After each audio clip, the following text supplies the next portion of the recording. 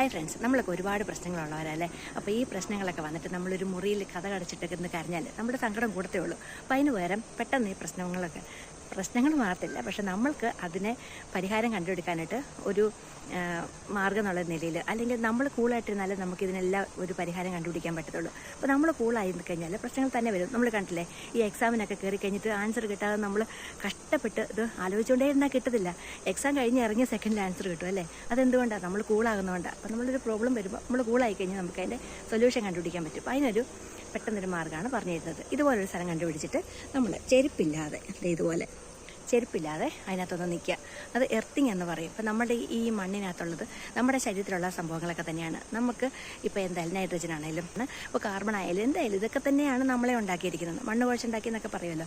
അപ്പോൾ എന്തായാലും എർത്തിലുള്ള മൂലകങ്ങൾ തന്നെയാണ് നമ്മൾക്കും ഉള്ളത്. അപ്പോൾ നമ്മുടെ ദേഹത്തേക്ക് ഈ മൂലകങ്ങൾ പെട്ടെന്ന് കയറുമ്പോൾ നമ്മൾ ചാർജ് ആവും, പെട്ടെന്ന് ഒരു എനർജി കയറും. നമ്മൾ ചെയ്തു നോക്കിയാൽ അറിയാം. മോഹൻലാൽ ചെരുപ്പിടാൻ നടക്കും, മോഹൻലാലിൻ്റെ മോഹൻ നടക്കും എന്നൊക്കെ പറഞ്ഞിട്ടില്ലേ, വിവരമുള്ളതുകൊണ്ടാണ് കേട്ടോ. അപ്പം നമ്മൾ ചെരുപ്പിടാത്ത കുഞ്ഞുങ്ങളെ പുറത്തോട്ട് പോലും ഇറങ്ങാൻ സമ്മതിക്കാറില്ല. ഇപ്പോഴത്തെ കണ്ടീഷൻസും അങ്ങനെയാണ്, എല്ലായിടത്തും ഒരുപാട് കെമിക്കൽസാണ്. അപ്പം നമ്മുടെ പഞ്ചേന്ദ്രിയങ്ങൾ കൊണ്ട് നമ്മൾക്ക് കിട്ടുന്ന കാര്യങ്ങളാണ് നമ്മൾക്ക് ശരിക്കും നമ്മളാക്കി മാറ്റുന്നത്.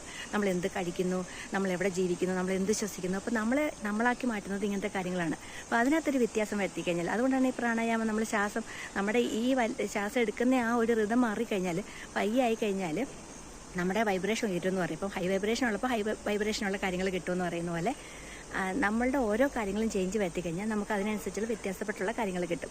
അപ്പം ഇതാണ് ഒന്ന്. പിന്നെ എന്താണെന്ന് വെച്ച് കഴിഞ്ഞാൽ, നമ്മൾ ഈ നടക്കുന്ന വഴിയിൽ പിച്ചിട്ട് അങ്ങോട്ട് മാറി നിന്ന് ഞാൻ വെയിലുണ്ട്. അപ്പോൾ ആ വെയിൽ കുറച്ച് നേരം ഒന്ന് കൊള്ളുക, ഇളം വെയിലാണെങ്കിലും.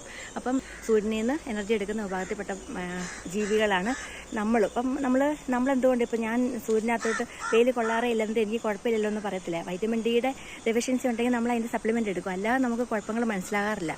എന്തുകൊണ്ടാണ് നമ്മൾ വെജിറ്റബിൾസ് കഴിക്കുമ്പോൾ ഈ വെജിറ്റബിൾസ്, ഇപ്പോൾ ഈ ചെടികളെല്ലാം തന്നെ സൂര്യപ്രകാശം ഉള്ളതുകൊണ്ടാണ് വളരുന്നത്. അപ്പം അവർ അതിൻ്റെ എനർജി സ്വീകരിക്കുക. അപ്പോൾ അത് നമ്മൾ കഴിക്കുമ്പം നമ്മൾ ആ എനർജി സ്വീകരിക്കുന്നതല്ലേ. ഈ സൂര്യപ്രകാശത്തിൻ്റെ എനർജി സ്വീകരിച്ച് മൃഗങ്ങളെ കഴിക്കുന്ന മനുഷ്യർ ആ മൃഗങ്ങൾക്ക് കിട്ടിയ എനർജി മനുഷ്യരെടുക്കുന്നു. എന്നാലും വെജിറ്റബിൾസിൽ നിന്ന് എടുക്കുന്നത് പോലെയുള്ള പ്രയോജനമൊന്നും നമുക്ക് വരാറില്ല. അപ്പം നമ്മളിങ്ങനെ എടുക്കുന്നത് കൊണ്ടാണ് നമ്മൾക്ക് കുറച്ചൊക്കെ എനർജി കിട്ടിപ്പോകുന്നത്. പക്ഷേ ഈ എനർജി പോരാ, നമുക്കറിയാമല്ലോ. ഇപ്പോൾ വൈറ്റമിൻ ഡിയുടെയൊക്കെ സപ്ലിമെൻ്റ് എടുക്കുന്ന ആൾക്കാർ കൂടി വരിക. അപ്പോൾ നമ്മൾ കുറച്ചൊക്കെ വെയിൽ കൊള്ളുമ്പോൾ നമുക്ക് അതിനകത്ത് നിന്ന് കുറേ എനർജിയും ഈ വൈറ്റമിൻ ഡിയും അതും കിട്ടും. അപ്പോൾ അങ്ങനെ ചെയ്യണം. പിന്നെ കേൾക്കുന്നത്, അപ്പം കേൾക്കുന്നത് നമ്മൾക്ക് നല്ല സൗണ്ടുകൾ. ഇപ്പോൾ ഇവിടെ വെള്ളത്തിൻ്റെ സൗണ്ടുണ്ട്. വെള്ളത്തിൻ്റെ സൗണ്ട് നിങ്ങൾക്ക് കേൾക്കാമെന്നറിയില്ല.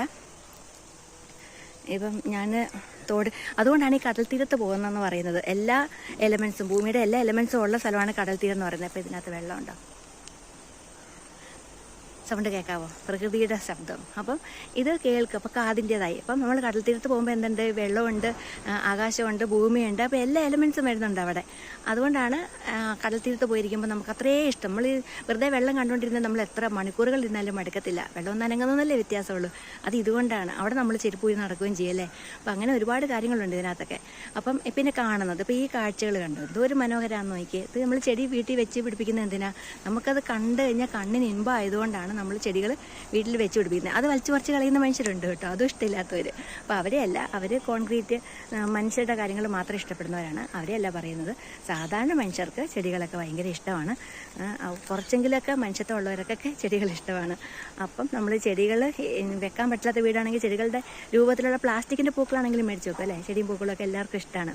അപ്പോൾ ഇതുകൊണ്ടാണ് കണ്ണിൽ കാണുന്നത് നല്ലത്, കേൾക്കുന്നത് നല്ലത്, അതുപോലെ നമ്മൾ സംസാരിക്കുന്നത് നല്ലത്, പിന്നെ നമ്മൾ ശ്വസിക്കുന്നത് നല്ലത്, നമ്മുടെ കാലിൽ ടച്ച് ചെയ്യുന്നത് നല്ലത്. ഇങ്ങനെ എല്ലാ രീതിയിലും നമ്മൾ വന്നു കഴിയുമ്പം നമ്മൾ ശരിക്കും റിലാക്സ് ആകും. ഇവിടെ നിന്നുകൊണ്ട് കുറേ പ്രാവശ്യം ശ്വാസം വലിച്ചു വിട്ട് റിലാക്സ് ചെയ്ത് കഴിഞ്ഞാൽ ശരിക്കും അനുഭവിച്ചറിയേണ്ടതാണ് കേട്ടോ. അപ്പോൾ ഞാൻ മോനെ സ്കേറ്റിങ്ങിന് വിട്ടിട്ട് 3 കിലോമീറ്റർ നടന്നു വന്നിട്ട് എവിടെ എത്തിയത്. നല്ല ടയേർഡായിരുന്നു. പക്ഷേ ഇവിടെ കുറച്ച് നേരം ഒന്ന് വന്ന് നിന്നതേ ഉള്ളൂ. നന്നായിട്ട് എനർജിയായി. അപ്പം ഞാൻ വീഡിയോ എടുക്കാൻ വിചാരിച്ചല്ല, ഈ സന്തോഷം കയറിയപ്പോഴത്തേക്കും അത് നിങ്ങൾക്കും കൂടെ ഒന്ന് അറിയിക്കണം എന്ന് ഓർത്തിട്ട് എടുത്താണ്. അപ്പോൾ ഈ വഴിയും കൂടെ ഞാനൊന്ന് കാണിച്ചു തരാം കേട്ടോ. ശരിക്കും കാണേണ്ട വഴിയാണ്. പിന്നെ നടക്കുന്നത് തന്നെ നല്ലൊരു സന്തോഷമുള്ള കാര്യമാണ് കേട്ടോ.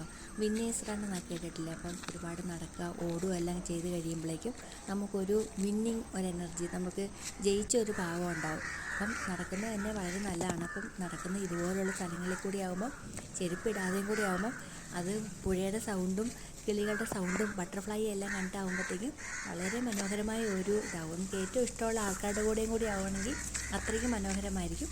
അല്ലെങ്കിൽ ഒറ്റയ്ക്ക് നല്ലതാണ്. അപ്പം പ്രകൃതിയോട് അലിഞ്ഞു ചേരണമെങ്കിലൊക്കെ നമ്മൾ സംസാരിക്കാതെ ഒറ്റയ്ക്ക് നടക്കുകയാണ് ചെയ്യേണ്ടത്. പിന്നെ ഇതുപോലുള്ള സ്ഥലങ്ങളിൽ ഇരിക്കാനുള്ള സംവിധാനം എന്തെങ്കിലും ഉണ്ടെങ്കിൽ സേഫ് ആണെങ്കിൽ നമുക്ക് ധ്യാനിക്കുവാണെങ്കിൽ വളരെ പ്രയോജനകരമായിരിക്കും. പിന്നെ ഇങ്ങനെ മരങ്ങളൊക്കെ ഉള്ള സ്ഥലമില്ലേ, ഇതുപോലെ മരങ്ങളുള്ള സ്ഥലത്ത് നമ്മളിങ്ങനെ വന്ന് നിൽക്കുമ്പോഴത്തേക്കും നമ്മൾ എന്ത് ചെയ്യണമെന്ന് വെച്ച് കഴിഞ്ഞാൽ ഈ മരത്തെ ഒന്ന് തൊടണം. ഈ പറ്റുവാണെങ്കിൽ കെട്ടിപ്പിടിക്കാനൊക്കെ നോക്കണം കേട്ടോ. പണ്ടത്തെ ആൾക്കാരൊക്കെ ചെയ്യുമായിരുന്നേ. അതാണ് പണ്ടത്തെ ആൾക്കാർക്ക്. മുള്ളങ്കിയാന്ന് തോന്നുന്നു കേട്ടോ കിടക്കുന്നത്. നോക്കിയേ, മുള്ളങ്കിയാണ്. കാട് പോലെ കാടൊന്നുമല്ല കേട്ടോ, വീടൊക്കെ ഉണ്ട് ഇവിടെ. അപ്പം ഈ മരത്തേൽ ഇങ്ങനെ തൊടണം. ഈ മരത്തേൽ ഇങ്ങനെ തൊടുമ്പോഴും നമുക്കിതുപോലെ പണ്ടത്തെ ആൾക്കാരൊക്കെ കെട്ടിപ്പിടിക്കുകയൊക്കെ ചെയ്തുകൊണ്ടിരുന്നത്. അത് അവർക്ക് പട്ടായിട്ടല്ല, മരത്തെ ഇങ്ങനെ തൊടുങ്ങുമ്പോഴും നമ്മൾ ഈ മരത്തിന് ഒരുപാട് ചാർജ് ഉണ്ട്. അപ്പോൾ ഈ മരം ശരിക്കും ആ ചാർജ് കുറേ ഇങ്ങനെ തരും കേട്ടോ. അപ്പോൾ അതൊന്ന് ചെയ്തു നോക്കുക. ആൾക്കാരില്ലാത്തടത്ത് ചെയ്താൽ മതി. എന്ത് കണ്ടാലും വട്ടാന്ന് പറയുന്നത് എന്ന് വെച്ചാൽ ഈ മനുഷ്യർ ഈ ഒരു മൊബൈൽ ഗെയിം കളിക്കുക അതൊന്നും വട്ടല്ല. കാരണം അതൊക്കെ ഈ സമൂഹത്തിൽ ചെയ്യുന്ന ആൾക്കാരെല്ലാവരും ചെയ്യുന്ന കാര്യങ്ങൾ. അപ്പോൾ എല്ലാവരും ചെയ്യുന്ന കാര്യങ്ങൾ വിട്ടൊരാൾ ചെയ്യുമ്പോൾ അവർക്ക് വട്ടാന്ന് പറയുന്ന ആൾക്കാരാണ് നമ്മുടെ ചുറ്റുമുള്ളത്. അപ്പം അതുകൊണ്ടാണ് ഇങ്ങനെ ചെയ്യുന്ന ആൾക്കാരെല്ലാം ആരും അറിയാണ്ട് ചെയ്യുന്നത്. അപ്പോൾ ഇത് ആരും അറിയാണ്ടൊന്ന് ചെയ്ത് നോക്ക്, എന്തുമാത്രം വ്യത്യാസം വരുമെന്ന്. ഈ മരങ്ങൾ അങ്ങോട്ടും ഇങ്ങോട്ടും സംസാരിക്കുമെന്നോ നടന്നു പോകുമെന്നോ ഒക്കെ കേട്ടില്ലേ. ഇവർ ജീവനില്ലാത്തവരല്ല, ഇവർ ഒരുപാട് കാര്യങ്ങൾ ചിന്തിക്കുന്നു, അങ്ങോട്ടും ഇങ്ങോട്ടും കമ്മ്യൂണിക്കേറ്റ് ചെയ്യുന്നുണ്ട്. ഈ ഒരു മരത്തിന് ഭക്ഷണം കിട്ടിയില്ലെങ്കിൽ അതിനുള്ള മിനറൽസും വേണ്ട കാര്യങ്ങളെല്ലാം വേറെ മരങ്ങൾ എത്തിച്ചു കൊടുക്കുമെന്ന് കേട്ടിട്ടുണ്ടോ. അത്രയും കാരുണ്യമുള്ള ആൾക്കാരാണ് ഈ മരങ്ങൾ എന്ന് പറയുന്നത്. ഇതൊക്കെ തെളിയിച്ചാണ്. ഭക്ഷണമില്ലാത്ത സ്ഥലത്തുനിന്ന് വേര് വലിച്ചെടുത്ത് മുന്നോട്ട് നടന്നു പോകുന്ന വോക്കിംഗ് ട്രീസിനെ കുറിച്ചൊക്കെ കേട്ടിട്ടുണ്ടായിരിക്കില്ല അല്ലേ. അപ്പം അതുങ്ങൾക്ക് തലച്ചോറൊന്നുമില്ല. നമ്മൾ പറയും ബ്രെയിൻ ഉണ്ടെങ്കിൽ തലയില്ലെങ്കിൽ ഒന്നും ചെയ്യാൻ പറ്റില്ലെന്ന്. തലയില്ലെങ്കിലും ചെയ്യാൻ പറ്റും. അത് മനുഷ്യർക്കാണ് ഒന്നിനും കഴിവില്ലാത്തത്. അപ്പം ഒരുപാട് കാര്യങ്ങൾ ചെയ്യുന്ന ആൾക്കാരാണ്. നമ്മളെ ശരിക്കും മനസ്സിലാക്കാൻ അവർക്ക് പറ്റും. അവരോട് സംസാരിച്ച് നമുക്ക് ശരിക്കും മനസ്സിലാക്കാൻ പറ്റും. ഈ മരങ്ങൾക്ക് മാത്രമല്ല, ചെടികൾക്ക് പോലും അവർക്ക് വെള്ളം കൊടുക്കുന്ന ആൾക്കാരെ തിരിച്ചെടുക്കാൻ പറ്റും. ഇതൊക്കെ സയൻറ്റിഫിക്കായിട്ട് തെളിയിച്ചാണ്. അവർക്ക് ഇലക്ട്രോഡ് വെച്ച് കൊടുത്തിട്ട് അവരുടെ ഹോർമോൺസ് എങ്ങനെയാണ് ഹൈ ആവുന്ന ലോ ആകുന്നത്. വെള്ളം ഒഴിക്കുന്ന ആൾക്കാരെ കാണുമ്പോഴത്തേക്കും ഹാപ്പി ഹോർമോൺസും, വെള്ളം വെട്ടാൻ വരുന്ന ആൾക്കാരെ കാണുമ്പോഴത്തേക്കും അതുപോലുള്ള ഫിയറിൻ്റെ ഹോർമോൺസൊക്കെ വരുന്നതൊക്കെ പണ്ടേ തെളിയിച്ചാണ്. അതൊക്കെ പണ്ടേ ഞാൻ വായിച്ചിട്ടുള്ളതാണ് എൻ്റെ കുട്ടിയായിരിക്കുന്ന സമയത്ത്. അപ്പോൾ അതൊക്കെ പണ്ടേ തെളിയിക്കപ്പെട്ടതാണ്. അപ്പോൾ അത് ഈ മരങ്ങളോട് പോയിട്ടേ അതുങ്ങളെ കെട്ടിപ്പിടിച്ചിട്ടൊന്ന് സങ്കടം പറഞ്ഞു നോക്കിയേ. ഒന്നുമില്ലെങ്കിൽ നമ്മുടെ സങ്കടങ്ങൾ കേട്ടിട്ട് അത് നമ്മുടെ വീക്ക് പോയിന്റ്സ് മനസ്സിലാക്കിയിട്ട് നമ്മളെ പുറകിൽ നിന്ന് ചതിക്കാനൊന്നും അവർക്ക് പറ്റുമല്ലോ. അപ്പം സഹായിക്കത്തേ ഉള്ളൂ. സഹായിച്ചില്ലെങ്കിൽ ഉപദ്രവിക്കത്തില്ല, ഒരു ദോഷം വരുന്നില്ല. പിന്നെ ആകെപ്പാടെ ഉള്ളത് ബാക്കിയുള്ള ആൾക്കാർ കണ്ടാൽ വട്ടാന്ന് പറയുന്നത്. ഈ ബാക്കിയുള്ള ആൾക്കാരെ നോക്കിയിരിക്കാതിരിക്കുന്നവർക്ക് പ്രശ്നമില്ല. ഇനി അങ്ങനെയുള്ളവരാരും കാണാണ്ട് ചെയ്താൽ മതി. അപ്പോൾ ഇത്രയും കാര്യങ്ങളൊന്ന് ചെയ്ത് നോക്കണം എല്ലാവരും കേട്ടോ. അതിന് വ്യത്യാസം ഒന്ന് കമൻറ്റ് എഴുതണേ. അപ്പം ഇതിനകത്ത് ഈ വഴിയെക്കുറിച്ച് പറയാനായിട്ടേ എനിക്ക് ഭയങ്കര ഇഷ്ടമുള്ള വഴിയാണ്. ഞാൻ പാമ്പുണ്ടോ എന്ന് മാത്രമേ നോക്കാറുള്ളൂ. ചില സമയത്ത് അത് നോക്കാറില്ല. പാമ്പ് കടിക്കാൻ വിധിയുണ്ടെങ്കിലേ കടിക്കുള്ളൂ എന്ന് ഒരു തോന്നൽ വന്നിട്ട് അതും ചെയ്യാറില്ല. മനുഷ്യർ മാത്രമേ ഉള്ളൂ ചുമ്മാ ഒരു കാര്യമില്ലാതെ ഉപദ്രവിക്കത്തുള്ളൂ. ബാക്കി ജീവികളൊന്നും വെറുതെ ഉപദ്രവിക്കത്തില്ല. ഈ നായ്ക്കളുടെ കാര്യങ്ങളൊക്കെ പറഞ്ഞ് കേട്ടിട്ടുണ്ട്. ശരിയാണ്, നായ്ക്കൾ ഒരുപാട് പേര് ഉപദ്രവിക്കുന്നുണ്ട്. എനിക്ക് ഭയങ്കര സങ്കടമാണ്. മനുഷ്യർ ഉപദ്രവിക്കുന്ന അത്രയൊന്നും നായ്ക്കൾ ഉപദ്രവിക്കുന്നില്ല. മനുഷ്യരും ഒരുപാട് പേര് ചീത്തയല്ലേ. അപ്പോൾ നമ്മൾ ഒരാൾ ചീത്തയായതുകൊണ്ട് എല്ലാ മനുഷ്യരെയും കൊന്നു കളയുന്നുണ്ടോ. നായ്ക്കൾ അതുങ്ങൾ അങ്ങോട്ടൊരു ശകലം സ്നേഹം കൊടുത്തു കഴിഞ്ഞാലും തിരിച്ചെന്തുമാത്രം സ്നേഹിക്കുമെന്ന് മിക്കവാറും എല്ലാവർക്കും അറിയായിരിക്കും. പിന്നെ അതുങ്ങൾക്ക് എന്താണോ കിട്ടുന്നത് അത് അതുപോലെ റിഫ്ലക്റ്റ് ചെയ്യുന്ന ജീവികളാണ് നായ്ക്കൾ എന്ന് പറയുന്നത്. അപ്പം അതുങ്ങളെ കണ്ട ഉടനെ കല്ലെടുത്ത് എറിയുന്ന ആൾക്കാരെ അതുങ്ങൾ കൊച്ചിലേ പഠിക്കുന്നത് തിരിച്ചിങ്ങോട്ട് ഉപദ്രവിക്കുന്ന ജീവികളാണ് മനുഷ്യർ എന്നുള്ളതാണ്. അപ്പോൾ ഇങ്ങോട്ട് ഉപദ്രവിക്കുന്നവർ അങ്ങോട്ട് ഉപദ്രവിക്കുന്നത് സ്വാഭാവികമായിട്ടും ഭൂമിയിൽ അതിജീവനത്തിന് സർവൈവറായിട്ടുള്ള ആൾക്കാർ ജീവിക്കുമെന്നുള്ളതാണല്ലോ. അപ്പം അതുങ്ങൾ അങ്ങനെയാണ് പഠിച്ചു വെച്ചിരിക്കുന്നത്. അതിന് പകരം അതുങ്ങൾക്ക് സ്നേഹം കൊടുത്തു കഴിഞ്ഞാൽ അതുങ്ങളോളം സ്നേഹിക്കുന്ന ആരുമില്ല. അങ്ങോട്ട് ഒരു പ്രാവശ്യം ഭക്ഷണം കൊടുത്തു കഴിഞ്ഞാൽ പിന്നെ അതുങ്ങളെ തല്ലി ഓടിച്ചാലും തിരിച്ചു വരുന്ന ജീവികൾ അവർ. അപ്പം ഇത് ബട്ടർഫ്ലൈയെ കണ്ടോ, കാണാമോ? ഈ വഴി മുഴുവനും ബട്ടർഫ്ലൈകളുണ്ടേ കേട്ടോ. നല്ല വെളുത്ത കളറുള്ള ബട്ടർഫ്ലൈകൾ. അതൊന്നും പേടിയൊന്നുമില്ല കേട്ടോ, അടുത്ത് വരും.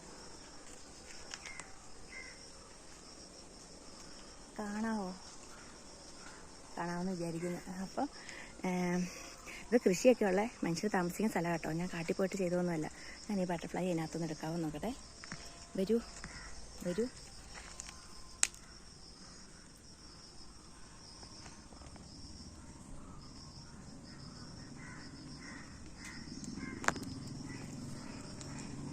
അതാണ് ബട്ടർഫ്ലൈ. നല്ല ഭംഗി. എനിക്ക് എൻ്റെ ഫേവറേറ്റ് കളർ വൈറ്റാണേ. അപ്പോൾ ഈ വൈറ്റ് കളർ ബട്ടർഫ്ലൈയെ കാണുമ്പോൾ ഭയങ്കര സന്തോഷമാണ്. വൈറ്റ് കളർ പൂക്കൾ, വൈറ്റ് കളർ ഡ്രസ്സ്, അങ്ങനെ ഫുള്ള് വൈറ്റാണ് ഏറ്റവും ഇഷ്ടം പണ്ട് തൊട്ടേ. ഇതേ അടുത്ത ബട്ടർഫ്ലൈ, അതും വൈറ്റാണ്. അവിടെ പോയി വരൂ.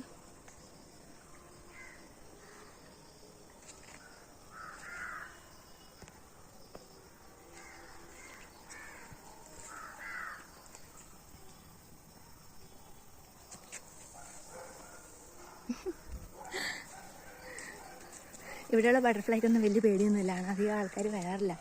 ഈ ആൾക്കാർ ഉപദ്രവിക്കുമ്പോഴാണ് ഇതുങ്ങളെല്ലാം ഉപദ്രവിക്കും എന്ന് പഠിക്കുന്നത്. ഉണ്ടോ, ഇവിടെ എല്ലാം ഉണ്ട്. ചില സ്ഥലത്തുള്ള പക്ഷികളെക്കുറിച്ച് കേട്ടിട്ടുണ്ട്. അവർ ദ്വീപാണ്, ആ ദ്വീപിൽ ചെല്ലുമ്പോഴേ ഈ പക്ഷികളെല്ലാം കൂടെ ദേഹത്തോട്ട് വന്നിരിക്കും അത്രേ. കാരണം ഇതുങ്ങൾക്ക് ഉപദ്രവിക്കുമെന്ന് അറിയില്ല. ഉപദ്രവിക്കുമെന്ന് മനസ്സിലായ പക്ഷികളാണ് അതുങ്ങളുടെ അടുത്ത തലമുറയ്ക്ക് ഉപദ്രവിക്കുമെന്ന് പറഞ്ഞു കൊടുക്കുന്നത്. അപ്പോഴാണ് അവർ ഈ നമ്മുടെ അടുത്തോട്ട് വരാതെ പറഞ്ഞാക്കുന്നത്. അല്ലേ, കിട്ടിക്കഴിഞ്ഞാൽ ഉപദ്രവിക്കും. നമ്മൾ നായ ഉപദ്രവിക്കുമെന്ന് പറയുന്നു. മനുഷ്യർക്കൊരു പക്ഷിയെ കിട്ടിക്കഴിഞ്ഞാൽ ഉപദ്രവിക്കുമല്ലേ, അല്ലെങ്കിൽ എന്നെ പിടിച്ച് കൂട്ടിലിടും, അല്ലെങ്കിൽ കൊന്നു തിന്നും. അപ്പോൾ ഏറ്റവും ഉപദ്രവകരമായ ജീവികൾ മനുഷ്യരാണ്. അപ്പോൾ ബാക്കിയുള്ള ജീവികളെ നമ്മൾ കൊല്ലണോ? ആലോചിക്ക്.